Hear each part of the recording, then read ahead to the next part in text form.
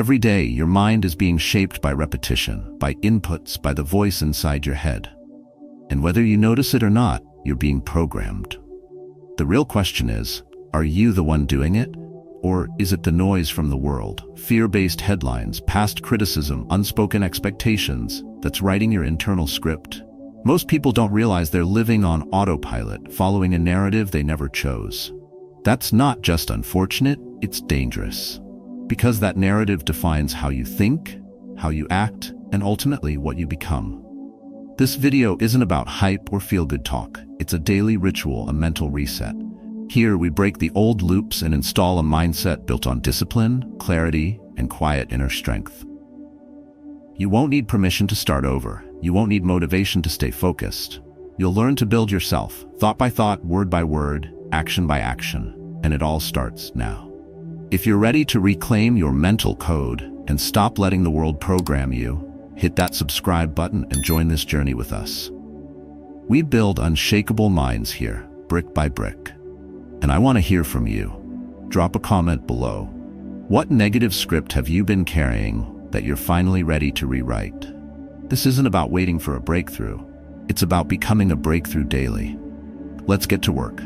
1. Repetition is power, not boredom.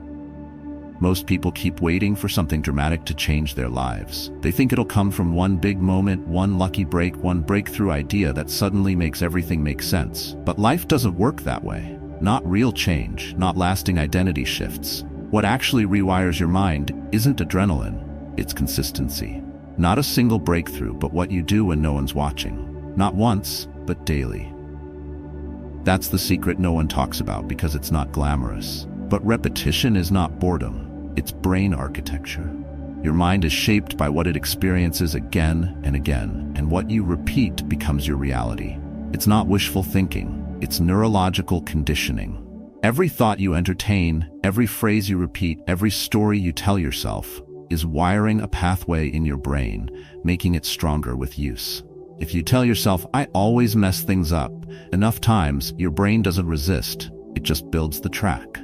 But if you say, I'm building something powerful again and again, with clarity and emotional intent, something shifts. The brain adjusts. The nervous system begins to accept the new code. And slowly, your identity bends toward that new internal script. We see this in real life constantly. You know that friend who always says they're tired, overwhelmed, unlucky? Watch their energy. Watch how they carry themselves, how they speak, how they show up in the world. That story, repeated long enough, has become not just a belief, but a lived truth. They're not faking, they're rehearsing. And the longer they rehearse the same lines, the harder it is to rewrite the role. On the other hand, there are people who don't seem particularly exceptional at first, but they do something different. They repeat something better. Every morning, they journal one empowering sentence. Every night, they reaffirm their purpose, and over time, their demeanor changes, their posture aligns, their eyes sharpen. You feel it when they speak, not because they've found themselves, but because they've practiced becoming. That's how mental clarity is built, not in leaps, in layers. Marcus Aurelius knew this. His meditations weren't books written for fame. They were letters to his own soul, reminders, repetitions. Stoic philosophers understood that in a world filled with chaos and noise, truth had to be repeated more than lies to stand a chance. Marcus wasn't writing to sound wise. He was fighting to stay aligned. And in many ways, that's what you must do today. Because the world is not neutral. It's noisy. It doesn't just whisper distractions, it floods you with them. If you're not actively choosing what you let repeat in your mind, the world will choose for you. And it will rarely choose in your favor. This is where disciplined mindset training becomes not just useful, but necessary. You need to take charge of your daily mental rewiring. You don't need to wait for your emotions to align with your goals. You need to train them. Repetition is how you do it. It's how you reprogram your mind for success and abundance. It's how you shift away from negative self-talk, from brain clutter, from the false scripts that were never yours. You don't defeat toxic thoughts by debating them. You defeat them by starving them and feeding better ones instead. Slowly, daily, deliberately. And here's what most people miss. Repetition doesn't need to be loud. It doesn't need applause. It doesn't even need to be seen. It just needs to happen. quietly. Repetition is emotional discipline. It's how you build an unshakable mindset, not by force, but by exposure. The more you repeat clarity, purpose, and presence, the more they become your new emotional baseline. You are not your old habits. You are not your negative patterns. You are simply what you've been reinforcing. And the moment you choose to reinforce something better, you begin to break the old loop. That's the power of daily mental rewiring. That's what Stoic calmness techniques teach us. That growth isn't found in inspiration. It's built through structure. Through small, powerful rituals repeated again and again until your nervous system adapts. And when that happens, success and abundance stop being concepts you chase and start becoming identities you live. So no, repetition is not boring. It's not mindless. It's your most powerful tool. And the more you wield it with intention, the faster your life starts reflecting your inner shift. You don't need another plan. You need practice. And it begins with what you say to yourself today, then again tomorrow, then again the next day, until you forget the old script ever existed. 2. You are already brainwashed. The only question is by whom? You didn't wake up with a blank mind this morning. Long before you opened your eyes, your thoughts were already wired by repetition, by memory, by voices that don't belong to you. That inner script you hear, the one that says you're not good enough, you don't have what it takes, or you'll probably fail, that voice didn't start with you. It started with someone else. A parent who was always disappointed. A teacher who shamed your mistakes. A coach who only saw your limits. A culture obsessed with comparison. Over time, those outside voices became the background music of your mind. So when you hesitate, when you shrink, when you doubt yourself before even trying, it's not because you're weak, it's because you've been programmed. And that's the part no one tells you. You've already been brainwashed. The only real question is, by whom? This is not a dramatic exaggeration. It's a psychological truth. Your beliefs didn't appear out of nowhere. They were formed, passively, repeatedly, by what you absorbed. And now, those beliefs are driving your identity, your reactions, and your limits. You might think you're living freely, but if your internal dialogue still echoes someone else's fear, then you're not in control. You're still carrying mental clutter that doesn't serve you. You're still running code that wasn't written for the life you want. Think about it. Have you ever been on the verge of applying for a new job, starting a creative project, or making a bold decision, and suddenly you hear that voice, the one that says you're not ready, or you're too late, or you'll embarrass yourself? That voice feels real. It sounds like you, but it's not. It's a recording from the past, disguised as your own logic. And the more often you listen to it without question, the more it defines your identity. Not because it's true, but because it's familiar. This is where the Stoic lens becomes powerful. The Stoics didn't deny that our minds are influenced. They simply refused to remain unconscious. Epictetus taught that it's not events that disturb us, but our interpretation of those events. And most of those interpretations, they were inherited. The Stoics called on us to take back that power, not by pretending we're unaffected, but by observing every belief, every reaction, every story, and asking, where did this come from? Do I agree with it? Does it serve me? If not, it doesn't deserve to stay. This is the essence of emotional self-mastery, not to control every thought, but to recognize which ones were never truly ours to begin with. Most people never pause long enough to realize they're living on borrowed thoughts. They're too busy performing identities that were passed down, not chosen. That's how generational fear survives. That's how insecurity is transmitted. And that's how people wake up at 50, wondering why they never lived a life that felt their own. They think they lacked talent or discipline. But often, all they lacked was awareness. The moment of clarity when they could say, this story I've been repeating, this fear I've been feeding, it doesn't belong to me. That's when change begins. Not when you add more, but when you start subtracting what isn't true. The truth is, if you don't take control of your inner script, someone else already has. If you're not curating your inputs, your mental framework is being shaped by default. By the news you consume, the people you follow, the comments you absorb, the culture you silently copy. And just like the body becomes what it eats, your mind becomes what it consumes. That's not philosophy. That's biology. Every thought repeated with emotion and frequency becomes a pathway.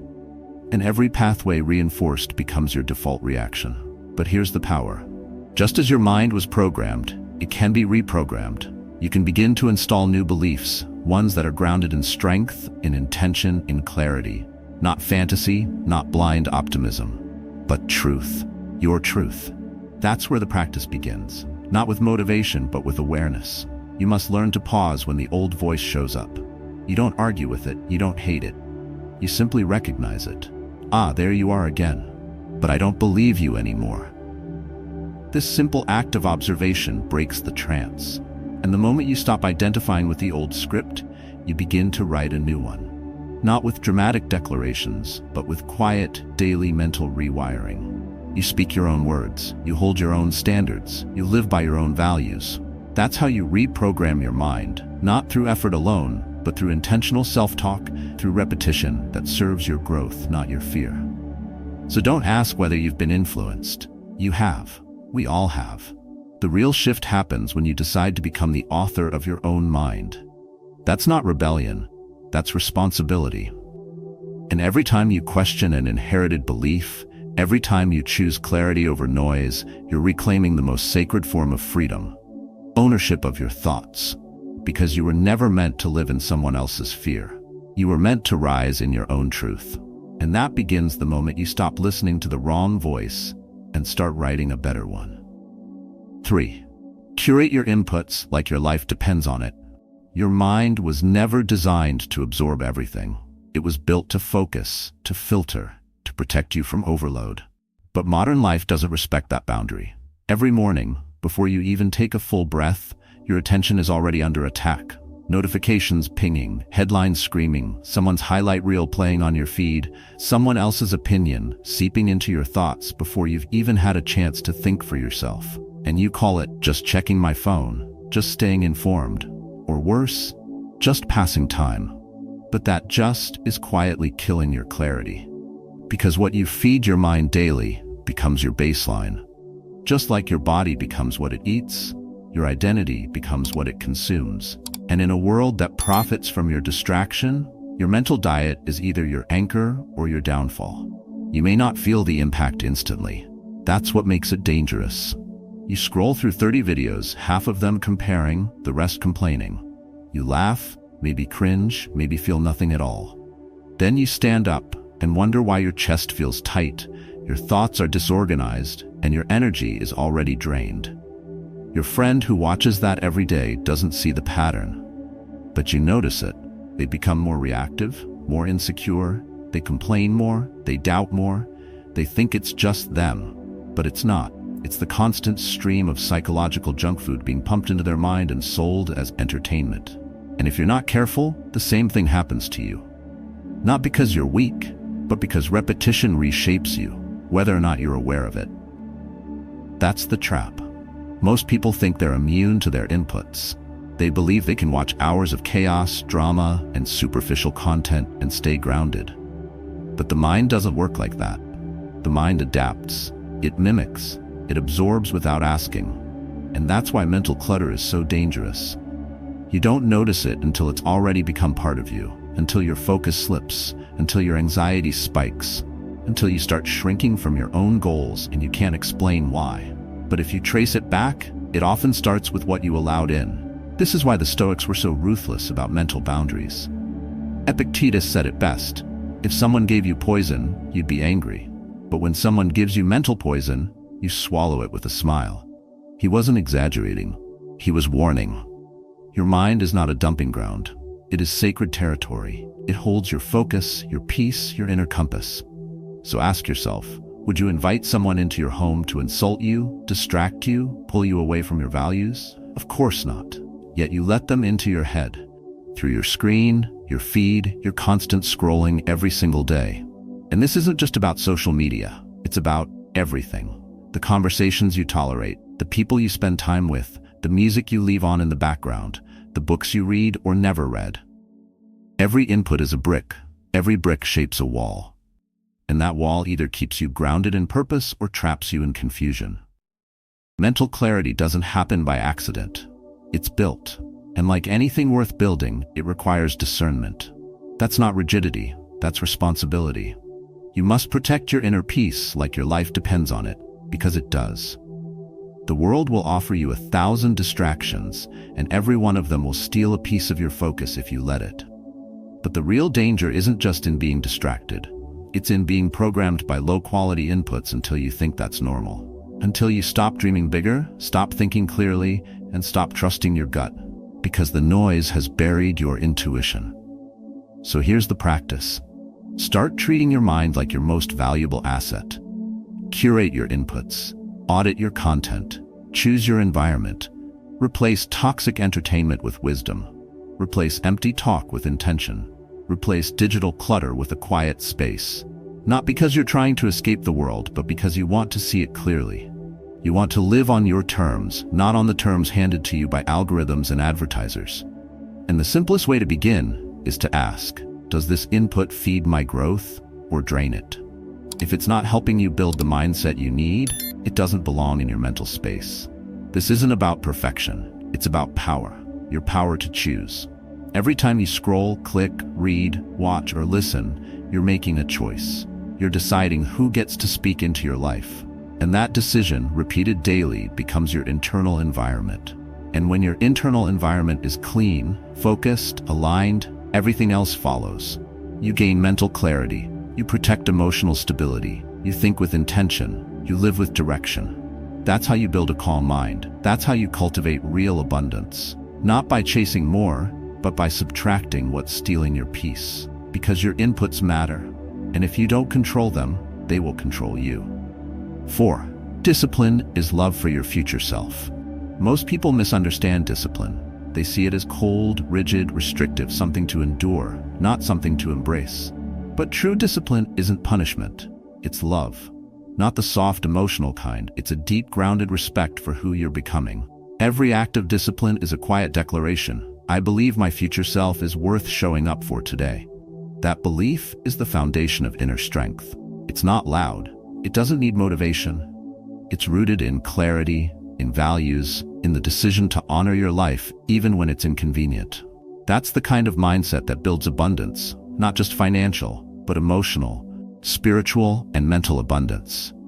Because when you consistently show up for yourself, when you act in alignment with your principles instead of your impulses, your identity begins to shift. And what once felt like effort begins to feel like integrity. You've probably seen this in someone you know. Maybe it's the uncle who walks every morning, not because he loves cold air at 6 a.m., but because he says, if I stop, I decline. Or the friend who cooks instead of ordering takeout, not out of restriction, but because he says, I want to fuel my body, not numb it. These people are not superheroes. They just understand something simple. Discipline isn't about deprivation. It's about direction. It's choosing discomfort now in service of stability later. And when that discipline is repeated over time, it becomes part of who you are. Not a task, not a rule, a standard, a rhythm, a quiet form of devotion. Stoic philosophy makes this truth unshakable. Marcus Aurelius wrote, "Just that do the right thing, the rest doesn't matter." That line strips away the noise. It reminds us that discipline isn't about perfection, it's about alignment. The Stoics didn't chase rewards. They didn't rely on moods. They practiced what mattered regardless of how they felt. And in doing so, they became free. Free from chaos, free from impulse, free from being pulled in every direction. Discipline to them wasn't control for control's sake. It was clarity. It was the road back to inner peace. In a world addicted to ease, this kind of self-respect is rare.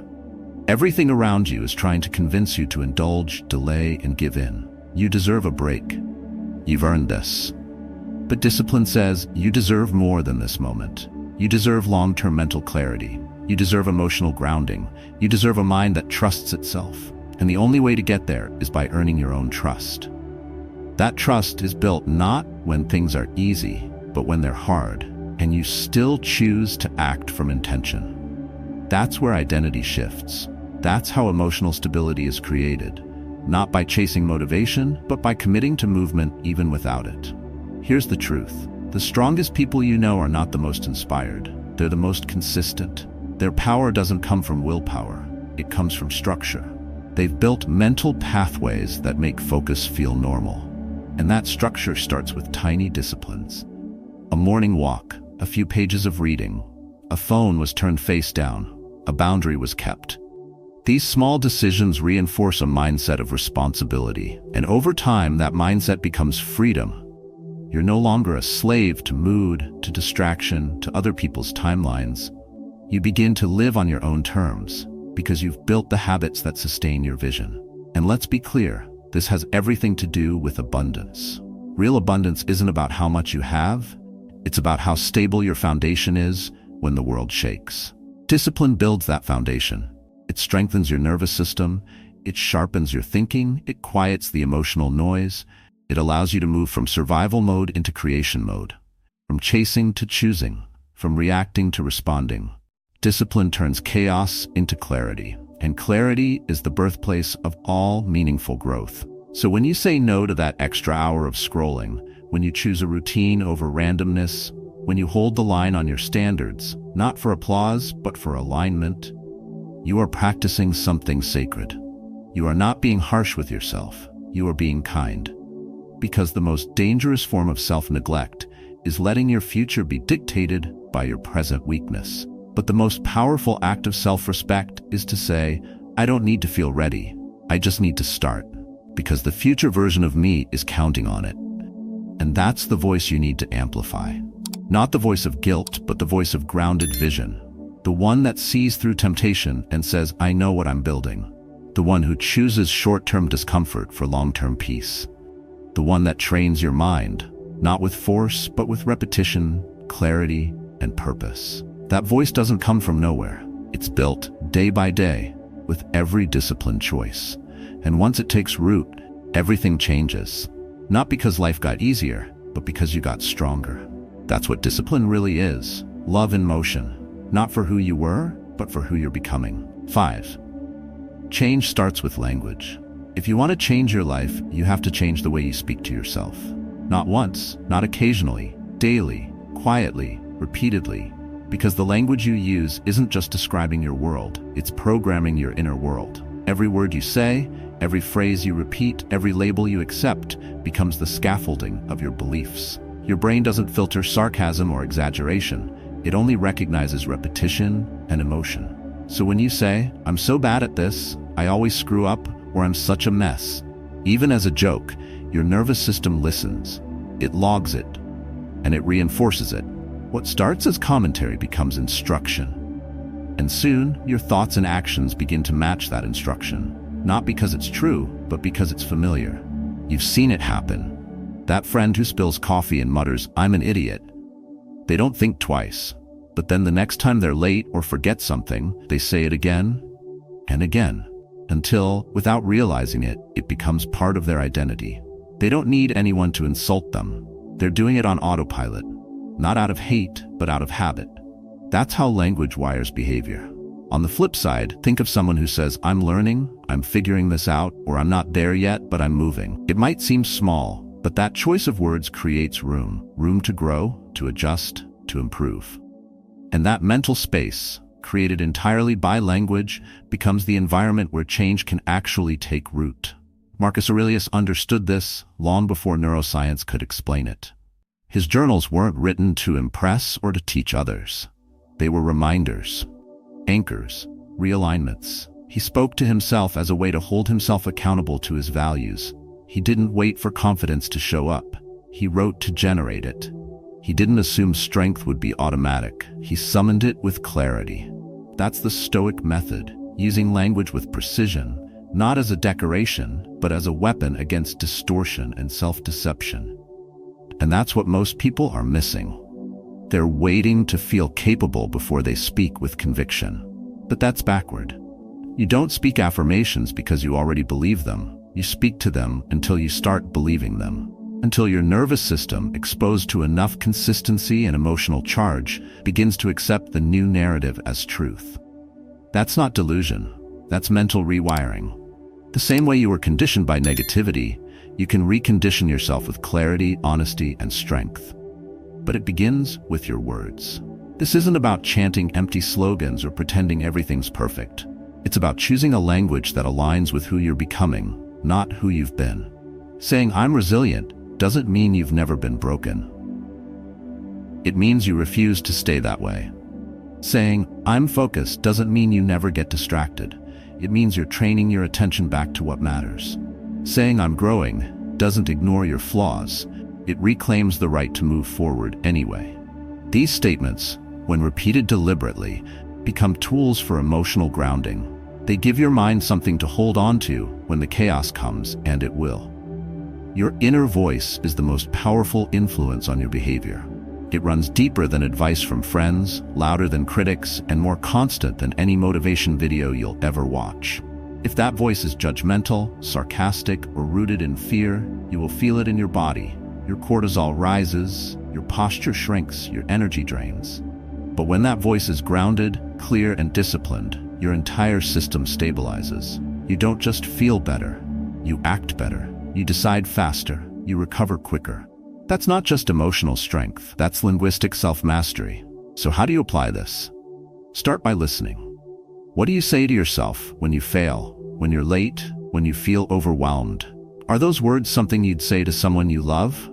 If not, they don't belong in your head. Replace them, not with fantasy, but with something functional. This is hard, but I'm learning. Today wasn't perfect, but I showed up. I've failed before, but I've also grown. These aren't feel-good lines. They're tools. Like bricks laid one by one, they build a new mental framework. One that's rooted in discipline, emotional clarity, and a calm mindset. Your language creates your emotional patterns. If you want to feel more grounded, speak in a way that supports grounding. If you want to rewire negative thoughts, start by eliminating the phrases that reinforce them. And if you want to build unshakable confidence, speak with the voice of who you want to be, not perfectly, but consistently, because consistency is what transforms. Your brain doesn't need a dramatic shift, it needs a steady one. So stop waiting to believe in yourself. Speak like someone who does. Not because you're pretending, but because you're planting the truth, one sentence at a time. And over time, those sentences become beliefs. Those beliefs become behaviors. And those behaviors become you. Change starts with language. Say what matters, say it clearly, say it often, and watch who you become. 6. Clean your environment, clean your mind. Your physical space speaks louder than you think. Every time you walk into a room, your nervous system receives a message, either one of calm or one of chaos. And most of the time, you don't even notice it happening. The mess on the table, the half-folded laundry, the buzzing notifications from your phone, they don't just clutter your environment, they clutter your brain. Because your surroundings aren't separate from your mind, they are extensions of it. If the outside is overwhelmed, disorganized, and full of distractions, the inside almost always mirrors it. Mental clarity becomes impossible in an environment that breeds anxiety. And emotional stability doesn't grow in a space that constantly signals stress. You might think you're just used to the mess, but your subconscious is constantly working overtime trying to filter through that noise. No wonder you can't focus. No wonder you're tired without knowing why. There's a reason why cleaning your desk or organizing a drawer feels satisfying. It's not about the object. It's about the order. It's the moment your physical world finally starts cooperating with your inner need for alignment. A neighbor once told me, "I don't know how to meditate, but I clean my counter and suddenly I can breathe again." That's wisdom. That's clarity without needing a technique. You don't always need to escape to find peace. Sometimes you just need to put things where they belong. One drawer, one notification setting, one open window. These small shifts create silent signals to the brain. We're in control here. We are safe. We are focused.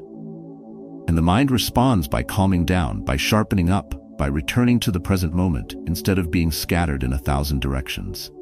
The Stoics knew this long before it became a trend. Epictetus wasn't a minimalist for the aesthetic. He owned little because he understood that excess isn't just a physical burden, it's a psychological one. When you surround yourself with clutter, you're not just creating visual noise, you're reinforcing a message. I'm not in command here. Seneca warned about the deceptive nature of luxury, not because wealth itself is wrong, but because dependence on it weakens the soul. You begin to believe that peace is somewhere outside you, tied to objects, appearances, indulgences. And when those things inevitably shift, you lose your grounding.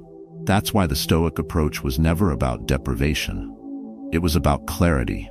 Remove the excess so your attention returns to what actually matters. Remove the noise so your thoughts can find structure. Remove the distraction so your identity can take shape.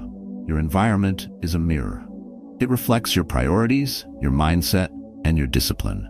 And the more you treat it like background noise, the more you reinforce the belief that your mind doesn't deserve intentional care. But the truth is, when your space is chaotic, your brain has to work harder to filter, to process, to stay calm. That's why a cluttered room often leads to a restless mind, while a clean room feels like an emotional reset. It's not about impressing anyone. It's about signaling to yourself that your energy is sacred, your focus matters, and your inner stillness deserves protection. This is not about building the perfect house. It's about creating micro moments of order that allow your nervous system to exhale. Maybe it starts with shutting off app notifications that hijack your attention before breakfast. Maybe it's clearing your work surface every night so your morning begins with clarity. Maybe it's replacing one screen-filled evening with soft light and silence. These aren't just acts of tidying up. They're habits of self-respect. Each one reminds your system that peace is available, not somewhere far away, but right here, if you're willing to make space for it. And make no mistake, your environment affects your emotional discipline. When you wake up to chaos, it's harder to start your day with strength. When you try to focus surrounded by a mess, your mind resists. And when you attempt to calm down in a noisy, overstimulated space, your nervous system doesn't believe you. But when your space reflects calm, your body aligns. Your thoughts slow, your energy centers. You become grounded, focused, prepared. Not just because you cleaned, but because you reclaimed your authority over your space. That message echoes inward. I am not surviving the day. I am designing it. So if you've been feeling scattered, unfocused, emotionally tense, don't only look inside. Look around. What's the message your space is sending you every day? What does your desk, your room, and your phone say about your state of mind? If your environment is pulling you into disorder, then take it back, one quiet decision at a time. A clean environment isn't perfection, it's presence. It's a declaration, my peace matters enough to protect. When your space is calm, your thoughts follow. When your thoughts align, your actions strengthen. And from there, everything changes. You don't just find clarity, you live in it. 7. Identity is not found, it's practiced. You don't find yourself, you build yourself. That truth may be uncomfortable, but it's freeing. Because for too long, people have been waiting to feel ready, waiting to discover who they really are, waiting for some clarity to strike like lightning. But the Stoics knew better. They didn't speak of identity as something buried to be unearthed. They treated it as something sculpted, shaped daily by action, by choice, by consistency. Marcus Aurelius never wrote, "I am a strong man." He didn't declare who he was. He asked himself one thing: was that the rational decision today? Because to him, identity wasn't a concept, it was conducted. And that's a philosophy worth living by in a world that sells self-discovery like a product. Real change doesn't come from insight alone. It comes from repeated action, from small moments when you could choose comfort, but instead choose alignment. From the decision to act in accordance with your future, not your feelings. That's how identity is formed. Not in dramatic epiphanies, but in steady, often quiet choices. Think of someone you know who used to be inconsistent, unfocused, and unreliable. Then one day they decide they're tired of letting themselves down. So they start running, 5 minutes a day. Not to lose weight, not to prove anything, but because they want to be someone who follows through. After 3 months, you notice they stand straighter, speak differently, and show up sharper. They're not pretending, they're practicing. And practice always leaves a mark. You can talk about your potential all day. You can explore your past, analyze your personality, or wait for the perfect job, partner, or opportunity. But none of it means anything until you behave like the person you want to become. That means waking up and acting as if your values already define you. That means choosing behaviors that reflect courage even when you feel doubt. That means keeping promises to yourself even when no one's watching, because what you do when no one is watching, that's who you are. Not the stories you tell, not the dreams you write down, what you repeatedly do. The Stoics were ruthless about this. They didn't rely on moods or motivation. They relied on discipline. Discipline was identity in motion, not rigid willpower, but grounded alignment. They believed if you wanted to be a certain type of person, you had to live as if you already were. It wasn't about faking it. It was about training your nervous system to expect what you intend to create. When you act from that place long enough, your internal language changes. I'm trying becomes I do. Someday becomes today. And that internal shift creates an external impact. Most people don't lack vision. They lack repetition. They think identity comes from a label, or a breakthrough, or the right personality quiz. But real identity is built through the pattern. Your mind, your body, your emotions, they all respond to repetition. Your nervous system remembers who you've been based on what you do often, not what you intend. So if you want to shift how you feel about yourself, stop waiting to feel different. Just start doing things your future self would do. Not perfectly, but consistently. And then keep going. Not because it feels good, but because it aligns. This is where emotional discipline enters. Your feelings will often betray you. They will whisper stories of fear, inadequacy, and delay. But those stories are not facts. They're just echoes of the old self trying to survive. If you wait for those voices to disappear before you act, you'll wait your whole life. The way out is not to argue with them, but to drown them out through action, through rhythm, through deliberate living. When you show up with consistency, those voices fade. And what rises in their place is something quiet but powerful: self-trust. Self-trust is the foundation of true identity. It's not built in one moment of clarity, but in hundreds of moments where you kept your word, where you showed up to the walk, the journal, the boundary, the silence. Not because someone made you, because you've decided who you are. And that decision, lived out loud, creates something no one can take from you: stability. That kind of grounded self-respect doesn't shout. It doesn't demand validation. It simply shows up. And that showing up, repeated daily, becomes your identity. So stop looking for yourself out there. Stop waiting to feel ready. Start acting like the person you want to become today. You don't need permission. You don't need more time. You need practice. Choose the words that version of you would say. Stand how they'd stand. Move how they'd move. Respond how they'd respond. And do it again tomorrow. Not to impress anyone, not to chase a label, but identity is not something you stumble upon. It's something you earn, action by action, breath by breath, day by day. And the more you practice it, the more real it becomes. Until one day, you're no longer trying to become that person. You are that person. Quietly, powerfully, unshakably. The most powerful transformation doesn't begin with noise. It begins with small, consistent decisions. What you think, what you say, what you allow in. Reprogramming your mind isn't about forcing change. It's about choosing your inputs, your language, and your actions with clarity and discipline. Every repetition reshapes your identity. Every moment of silence restores emotional balance. And every simple act of self-respect, waking up early, saying no to distractions, speaking with purpose, rewires your brain towards success and abundance.